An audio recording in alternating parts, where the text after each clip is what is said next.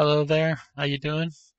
Got a short little follow-up video to the haul I just posted. Um, I had mentioned one of the books, Marvel Fanfare number 16, has some artwork in it by Mike Mignola. I can never say his name right. Mignola, I think that's how you say it. Come on, focus. But figured I would let you show, let everybody take a look at this book. I just finished reading it. I have to say, the first story, which is two parts, is hilarious. These Skywolf team of good guys and set in, what is it, like 1940, uh, during World War II. It's hilarious. I mean, they have they got the funniest names, these characters. I'll let you see if you can read that. But it is written by Marv Wolfman. Penciler is David Cockrum. Inker is Joe Sinnott. Letterer Joe Rosen. So that would be an A team of creators, I guess you would say. One of the most interesting part of this, I think, is the. Well, let's just take a. I'll just take a quick flip through. You see the artwork from the first story. This is funny. They had a ship with a hidden submarine underneath. There's, gives an overview of the main heroes. This is hilarious panel. This is hilarious. Made me laugh out loud. But, there's there's World War II stuff in here, and that's not really my thing. It's funny, and it's two parts. Takes up most of the book. It was a fun read, but like I said, not really my thing. And that part of it ends with a little splash page of the characters. But that's Marvel Fanfare. It was about new ideas, I believe. But this an editor for this book is Al Milgrom, and so we got this little editorial, so written by Al Milgrom. And I don't know if you can read it, but I'm just going to read it to you. It says, "Hello and welcome to another controversial issue of Marvel Fanfare. The Submariner story is a wonderful tale of whimsy created by the ever-popular Bill Mantlo and relatively new guy Mike Mignola." So there it says, no, it's not going to focus. I'm not going to worry about that. This may be Mike's very first penciling job in comics, and how he's got it is a rather interesting story. How he's got it. I can't talk today.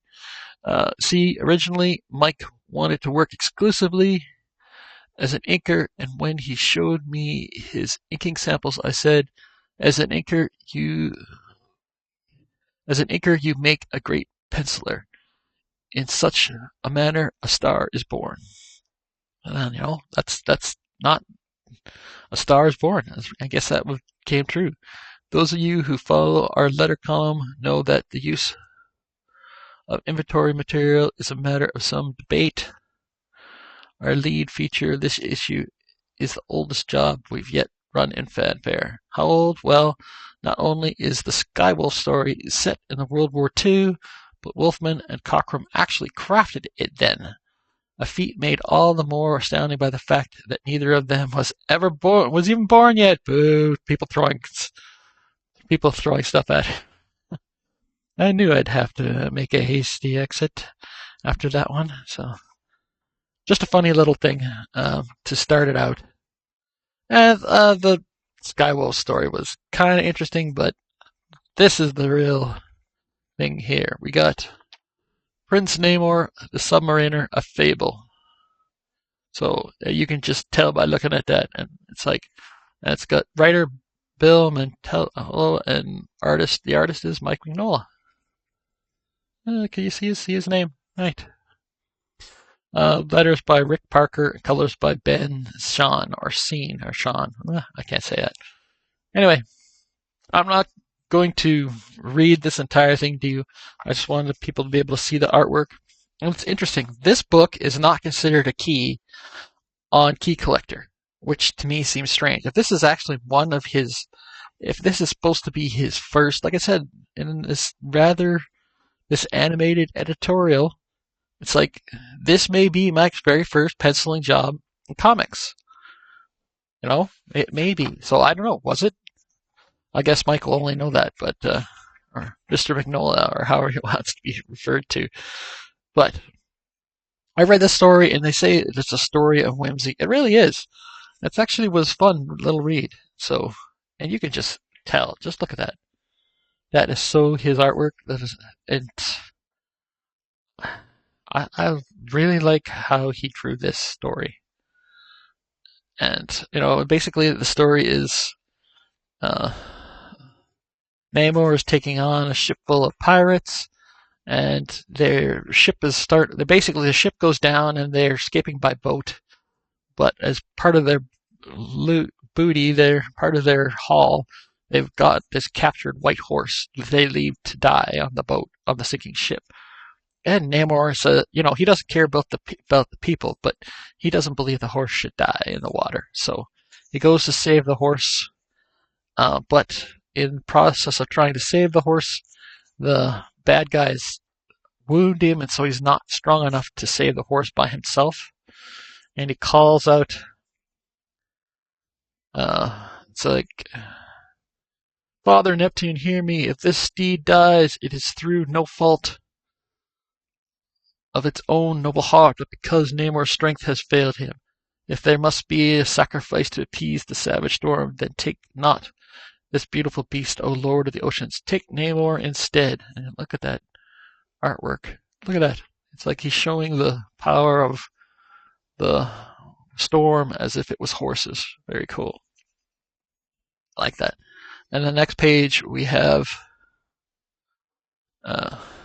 Lord Neptune responding to Namor, intervening to save both Namor and the horse. But the horse, he transforms into a seahorse, which becomes Namor's steed. It's very cool. And it ends with this awesome spot. Look at that awesome end page. Very cool. So, look, didn't even notice that. New from her. So there's some weird stuff in the first story, but the second part of it I think is very cool. And I've heard some people. I did some research on this after I opened up and said, "Hey, look, this is like Mignola in here. Why do I not know about this?" Not that I know everything there is to know about these sorts of books, but when I looked up on Kiko, it's just like, oh, it's not listed. Well, maybe it's wrong. Maybe it isn't him. But it shows it is his work. And you can tell just by looking at it, it's his work. So I decided to, and I looked up some other reviews, and some people said, oh, it's great work, but the story is not that great. Well, I thought the story was actually kind of fun. It's kind of, I don't know. I didn't mind it. I thought it was great. So I figured I would just showcase that little book. I actually recommend you try to find a copy of this, especially if you're a fan of his artwork, and give it a read, and give the first part a read. I actually have, like I said, I have the next issue 17. Well, I think that continues the rest of the story from this. I'm pointing to it. You can't see it. This part of it, it's 2 parts, but it continues. But the other story is self-contained. It's just by itself. So, but yeah, it was kind of interesting. I liked it. May not be for everybody, but I suggest if you're a Mike Mignola fan, hunt for that, find it, add it to your collection, read it. Let me know what you thought of it. If you do have it and you have read it, like, comment, subscribe, all that stuff. And I hope you're having an awesome day. See ya. Bye.